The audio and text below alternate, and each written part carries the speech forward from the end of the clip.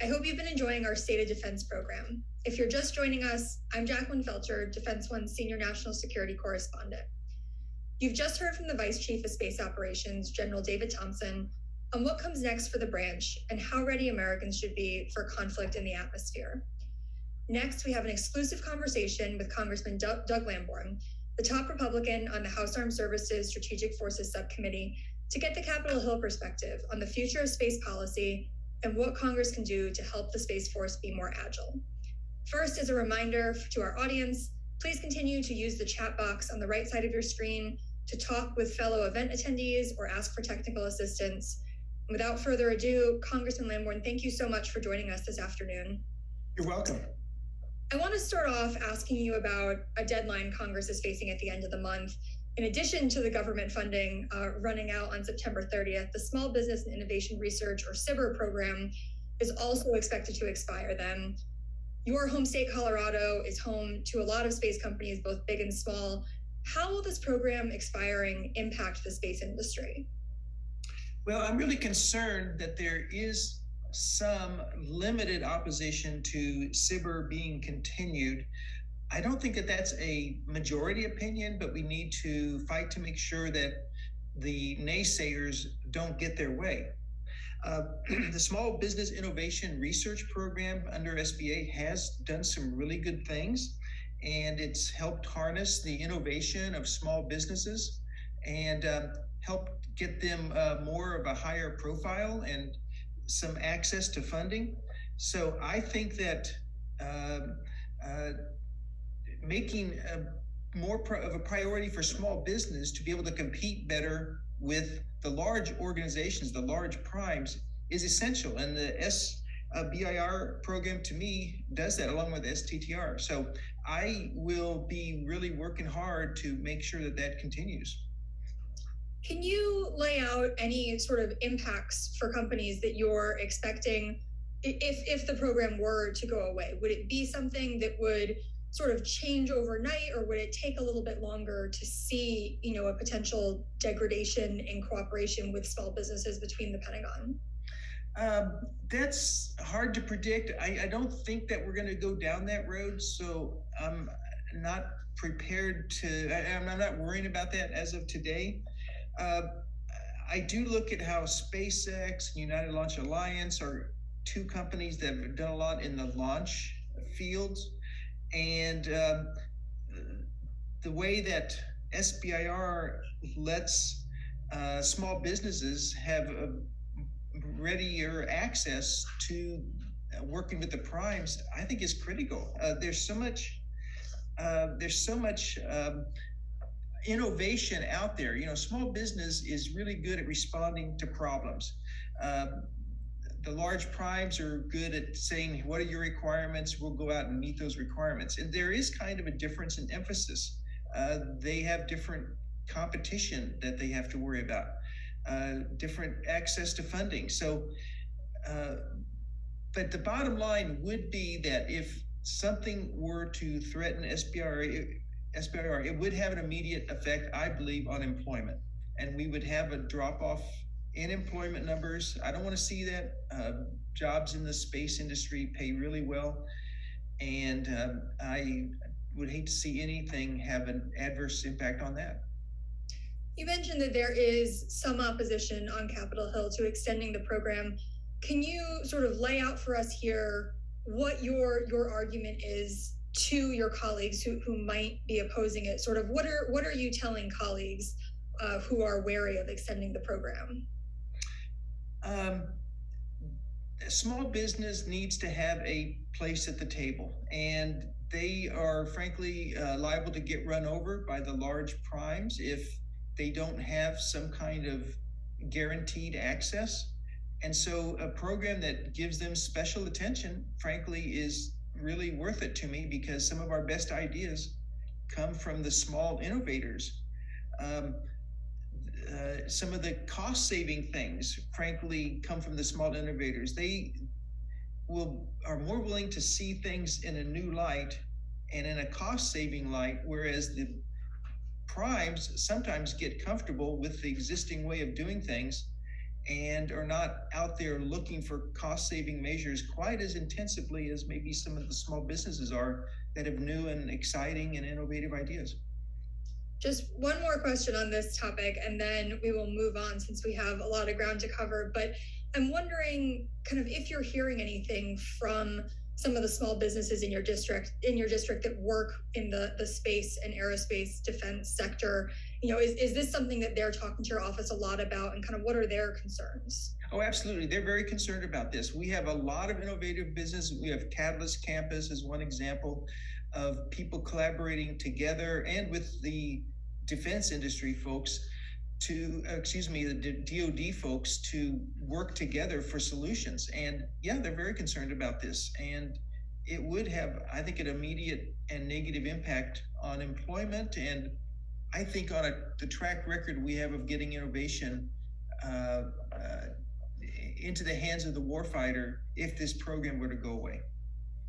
So moving just a little bit broader, kind of beyond just a small business focus, the nominee to lead the Space Force testified in the Senate Armed Services Committee this month and repeatedly emphasized that the service's first priority is buying what it can commercially before it looks at designing its own set of requirements and designing its own capabilities, which was obviously a top priority for lawmakers as they were creating the Space Force, that the Space Force would be able to work very closely with industry. So how do you think the Space Force is doing on this mission of buying commercial when possible? I think that they're doing a good job. I think buying off-the-shelf software and things like that is a great strategy. Sometimes the government needs to have a proprietary control over the product and be able to manipulate it and change it. So sometimes it has to be an exclusive government run operation or product. But where it doesn't need to be, absolutely, let's don't reinvent the wheel when we don't have to. Is there anything that the Pentagon has asked Congress for in terms of changing of policies or procedures to make it easier to buy these commercial products when they do fit the mission need? Oh, that's something that we're constantly talking about every single year. And I think the pendulum sometimes swings back and forth. Putting more control in the hands of the professional procurement officers and personnel because they know the subject, but then sometimes the pendulum goes too far in that direction and there's too much red tape, too much delay, and not enough ability to cut through the red tape. So the pendulum goes back and forth on that, frankly. Is there anything that you're sort of championing right now there, or do you think the Space Force is kind of good where it is and needs, the service is obviously just a couple years old, needs some time to sort of settle in before you start making major changes to the acquisition structure? Well, one thing that from the very beginning of Space Force that we emphasized is that we really thought NRO was doing a good job of getting its intelligence assets up into space. They had a more narrow top to bottom path to making decisions. And frankly, that was one of the impediments, the ways the Air Force Space Command was structured at the time, and with everything that was on the plate for Air Force, that's what created the need to have it in the first place. And that's why it successfully came into existence. So we need to keep looking at the lessons that NRO has achieved in its acquisitions.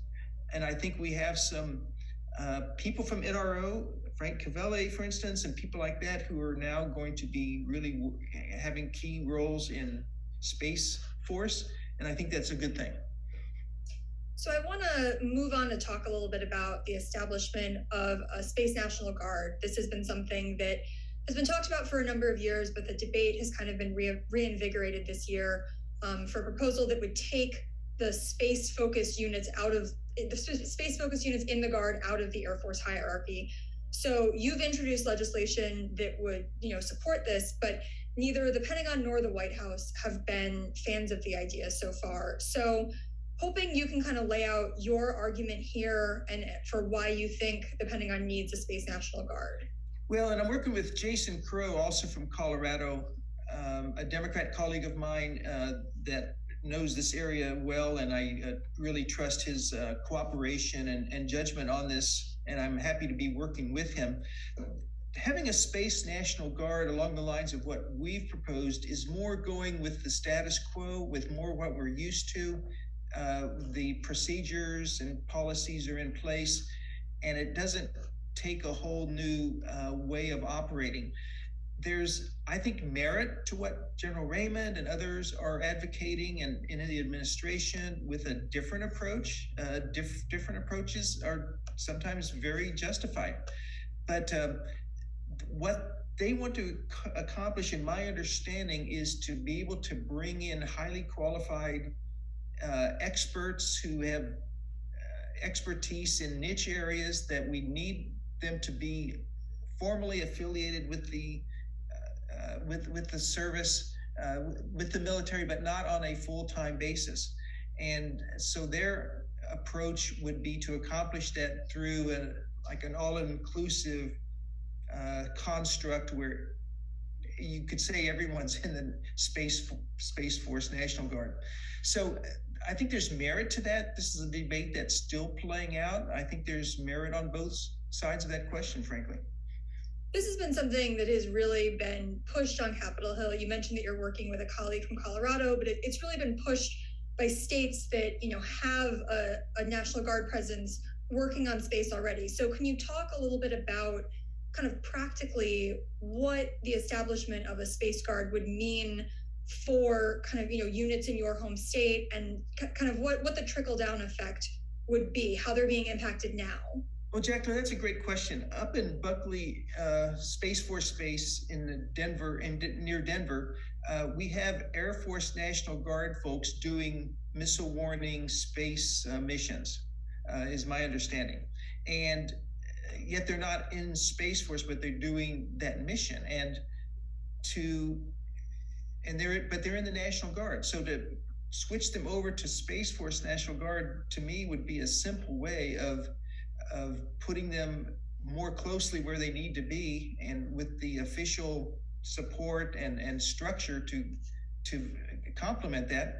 And that's an example of people here in Colorado that I think would be benefited by a Space Force National Guard. And that's, I'm sure, why Jason Crow is involved in this issue with me as well.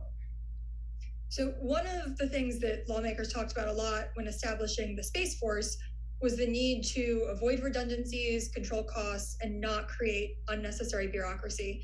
It sounds like your plan is for a more limited Space Guard that would not do that, but hoping you can talk a little bit about sort of how to stand up this new organization while sticking with those priorities to not unnecessarily duplicate things among the services.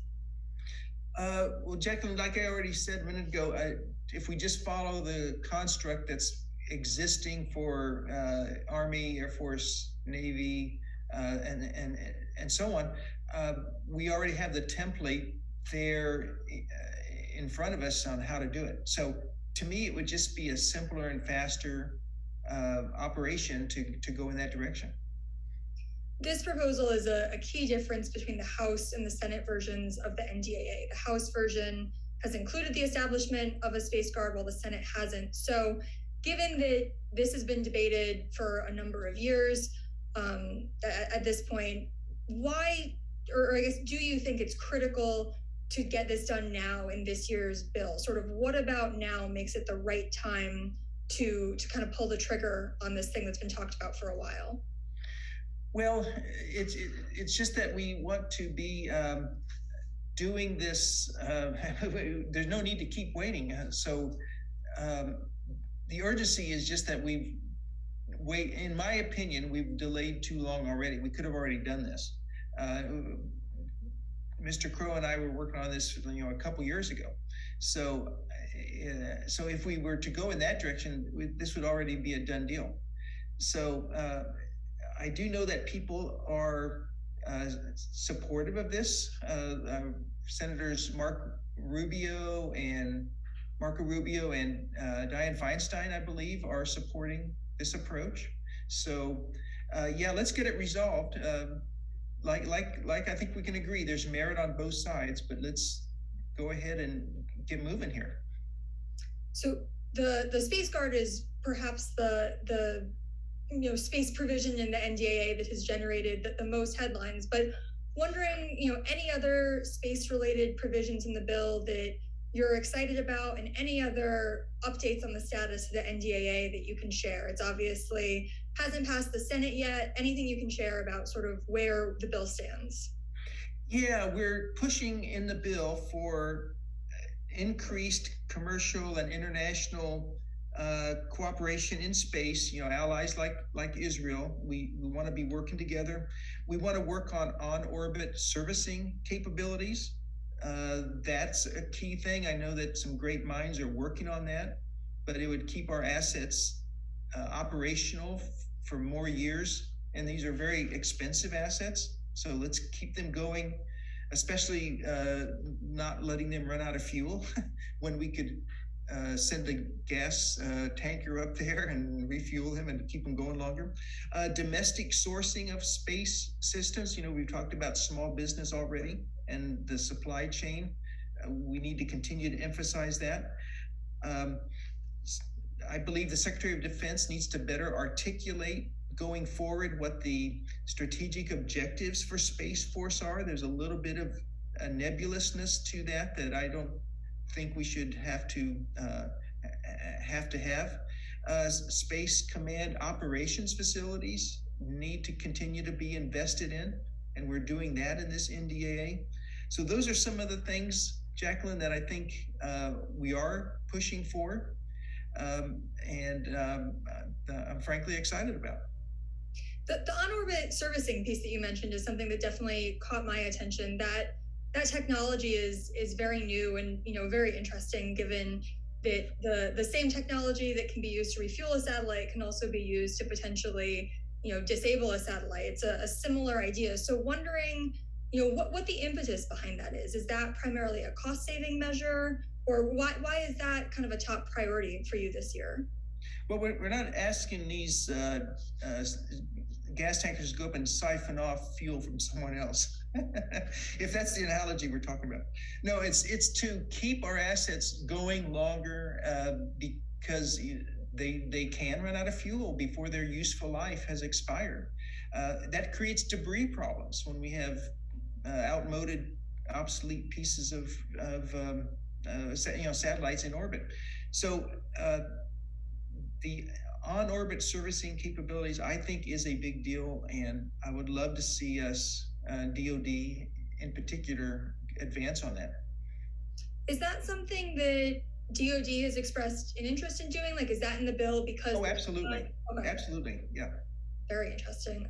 We'll definitely keep an eye on that. And there's other technologies that would also be good. I mean, there are people talking about nuclear propulsion. There are people talking about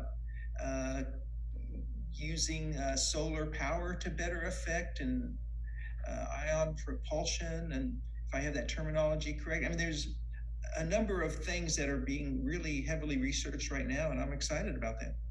It's all very, very exciting. So I want to move on now to talk a little bit about China. Obviously, the impetus behind a lot of the Pentagon space investments. Beijing is also investing very heavily in its counter space capabilities, and the Defense Department has named China its top competitor overall. So are you satisfied with the investments that the Pentagon is making to counter China in orbit? Do you think it's enough of a priority for Pentagon leadership? No, I think we need to be investing more, especially hypersonics, and I'm including them as a space thing. When you look at how they did last summer, that around the world trip by one of their hypersonic vehicles. So they are ahead of us in hypersonics. We need to catch up. And so we need to do more investing. I'm not saying throw money that's going to be wasted, but we need to have a better plan. We need to have better testing options available. We need to just, I think, have a whole of government approach. I don't think enough people are taking this as seriously as we should. feel like hypersonics is kind of a big catch-all term that gets thrown around a lot. Are there any, particular line items or particular programs that you think are kind of ripe areas for additional investment? Well, I don't want to get too much into that here in a public setting, but I think we can definitely do more in the area of testing components and testing whole vehicles. When we think about, war in space and war in orbit, the conflict in Ukraine has obviously, we've seen GPS jamming and the rise of Starlink and the use, especially of commercial satellite imagery that can be shared with allies. So wondering, sort of from your perspective, lessons learned for what lessons learned you may have about what the conflict in Ukraine has taught the U.S. about sort of what a modern day conflict in space might look like, and if there are any areas you think we should be investing after seeing how that conflict is unfolding. Jacqueline, that's a great question, and there's probably a whole host of answers to that. One thing that I would stress is that when you harness the commercial industry and their ability, you mentioned Starlink, you take their capability and add it to what the warfighter can do, you really, I think, have a force multiplier. I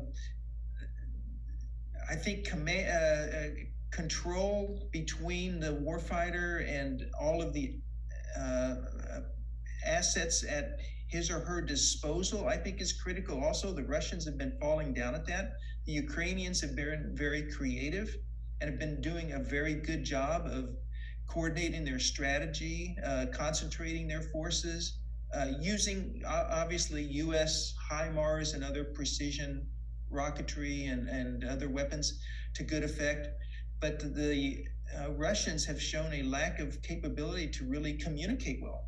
And the Ukrainians are doing a better job of communicating, and therefore their application of kinetic force is more effective and does more damage to the other side. We've talked about China's capabilities in space, but given the lack of communication and sort of what we've seen from Russia in Ukraine, but both in orbit and not, does it make you kind of think differently about the threat that Russia poses to the U.S., kind of given the struggles they've had in Ukraine? I think Russia has been exposed to some extent as being a paper tiger. I don't know if I'd go quite as far as saying that, because they still have reserves, manpower, and weaponry that they have not yet used. And of course, there are, God forbid they ever go in the nuclear direction, tactical nuclear weapons, although there's been some veiled threats on their part to do so, and calls within their country, including their parliament, for Putin to do so. So that would be horrible and totally unacceptable and a human tragedy of the highest degree. But I think what we're seeing with Russia is that a lot of their morale is not what it should be. The weapons have not been coordinated. The leadership hasn't been very effective. Basically, it was based on a lie from the very beginning, and that's the weakness that's permeated everything. Putin told his Russian soldiers going into battle that you would be welcomed with open arms. No, they've been killed by the tens of thousands, and they're not there. The Russians are not there to overthrow a Nazi regime. The Ukrainians just want to be left in peace and have a country that they can call their own, and a homeland that they want to protect, and families and farms and businesses. So Putin had it all wrong to start with, and it's based on a lie. And I think a lot of his problems have flowed from that very lie that he based everything on. And that's why you see the lack of morale and you see the poor leadership in Russia. So I want to shift gears a little bit to talk about responsive space, a concept that you recently wrote an op-ed about, and I think when many people think about responsive space, they think about the ability to launch on demand, something that the Pentagon has, held challenges for before. DARPA had a challenge several years ago, but the vision you lay out goes beyond just launch. So can you describe a little bit about, sort of what you're looking for with that? Well, let me throw one thing in here that I'm concerned about that I think needs to be addressed, and that my understanding is that the Biden administration has a unilateral anti-satellite weapon test ban. And to me, that's very problematic. There's a time and a place for concealing your capabilities, but there's also a time and a place for letting your adversaries know what your capabilities are so that they don't get the wrong idea. They don't feel like they have us over a barrel. They don't feel like they can pull a surprise Pearl Harbor style attack on us or do huge damage to us that they might be tempted to do when we could prevent that. So there are times and places where we need to let the world know what some of our capabilities are, and to see for ourselves that our plans really are working out. So I did want to add that, Jacqueline, to our discussion, that we need to bring the administration in and grill them about this, and I think change their mind about it. There are, the pushback from that is obviously that we've talked about orbital debris. If people are conducting anti-satellite tests, that only increases the amount of orbital debris. And that, the people who are supportive of this administration position say that the U.S. should lead by example to, encourage other nations to sign similar bans. What do you make of that? Kind of if the U.S. is willing to do this testing, what's to stop other nations like Russia and China from doing similar testing? Well, every time we've done a test, we've done it in a way that has minimized or prevented any space debris, unlike Russia and China. So we are already leading by example, I feel like. And the fact that we're leading by example has not had any discernible effect on Russia or China. So I don't buy that argument at all. I want to squeeze in, we're almost at the end of our time, but I want to squeeze in one more question to get into the politics a little bit. We're less than 2 months away from Election Day, and many analysts are predicting that Republicans will retake control of the House. Given that you are the top Republican on the Strategic Forces Subcommittee, can you talk a little bit about what your priorities for national security space policy or spending might look like if Republicans did have a majority in the House? We've obviously talked about a number of different things, but kind of what would be at the top of your wish list? And Jacqueline, I'm not going to count my chickens before they're hatched, but should I be so fortunate as to have that chairmanship, hypersonics is going to be the top of the list, but we need to continue funding our nuclear modernization. We need to make advances in missile defense, especially warning. HTBBS needs to be funded and gotten into orbit and made operational. We need to continue with our strategies in military space of disaggregating constellations so that we have more resilience. We need to work on responsiveness in space to not saying that there's going to be a big battle and we have to do that to survive, but to prevent the other side from even contemplating doing a first strike in space because it would not be successful in any way. So it's like an insurance policy. So those are, I think, the priorities that I know I, as a chairman, would be pushing hard on. Well, we are unfortunately out of time. I know this has been a fascinating conversation, kind of lots of new technology to look out for, lots of new policies to look out for, and we'll definitely, stay in touch with your office as things continue to progress. So thank you so much for taking the time with us this afternoon. Thank you so much. And while this is the end of my conversation with Congressman Lamborn, it is not the end of our conversation about space for today. We have another State of the Space Force panel that I will be bringing to you next. with a group of space leaders about some newly awarded contracts and what they mean for the future of the Space Force. So please stay tuned.